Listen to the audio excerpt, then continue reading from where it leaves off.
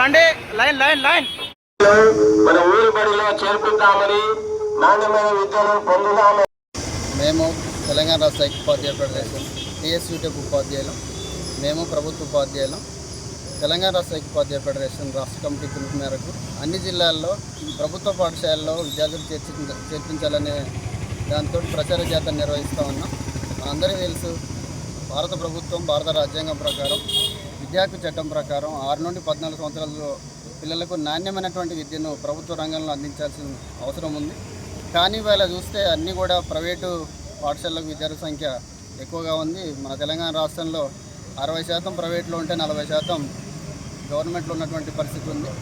కాబట్టి మెయిన్గా తెలంగాణ రాష్ట్ర ఐక్యోపాధ్యాయ ఫెడరేషన్గా మేము కోరేది ఏంటంటే, విద్యార్థుల తల్లిదండ్రులని ప్రభుత్వ పాఠశాలలో మీ పిల్లల్ని చేర్పించమని అడుగుతా ఉన్నాం. ఇవాళ ప్రభుత్వ పాఠశాలలో క్వాలిటీ టీచర్స్ ఉన్నారు, హైలీ విద్యావంతులైనటువంటి టీచర్స్ ప్రభుత్వ పాఠశాలలో ఇవాళ ఉన్నారు.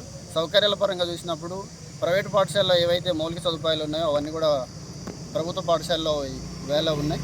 ఆర్టిఫిషియల్ ఇంటెలిజెన్స్ ల్యాబ్స్ కూడా ఇవాళ ఉన్నాయి. స్పోకెన్ ఇంగ్లీష్ సంబంధించిన అంశాలు కానీ, ఆర్టిఫిషియల్ ఇంటెలిజెన్స్లో మ్యాథ్స్ నేర్పించే అంశాలు కానీ, మంచి నాణ్యమైన భోజనం కానీ, ప్రీ బుక్స్ కానీ, బట్టలు కానీ, ఇవన్నీ కూడా మంచి ల్యాబ్స్ ఉన్నాయి. మంచి సౌకర్యాలు ఇవాళ ప్రభుత్వ పాఠశాలలో ఉన్నాయి. కాబట్టి ఒక విద్యార్థి నర్సరీ నుండి ఇంటర్మీడియట్ వరకు చదివిన సందర్భంలో కనీసం ఇంటర్మీడియట్ అయిపోయే వరకు 15 లక్షల నుండి 20 లక్షల వరకు ప్రైవేట్ రంగంలో ఖర్చు అవుతున్నటువంటి పరిస్థితుల వల్ల కుటుంబాలు కూడా ఆర్థికంగా నష్టపోతున్నటువంటి సందర్భాన్ని పురస్కరించుకొని మేము తెలంగాణ రాష్ట్ర ఐక్యోపాధ్యాయ ఫెడరేషన్ ఉపాధ్యాయులుగా రాష్ట్ర వ్యాప్తంగా అన్ని ప్రభుత్వ బడుల్ని బాగు చేయడం కోసం, ప్రభుత్వ బడుల్ని వర్తించుకోవడం కోసం మేము ఈ కార్యక్రమాన్ని నిర్వహిస్తూ ఉన్నాం.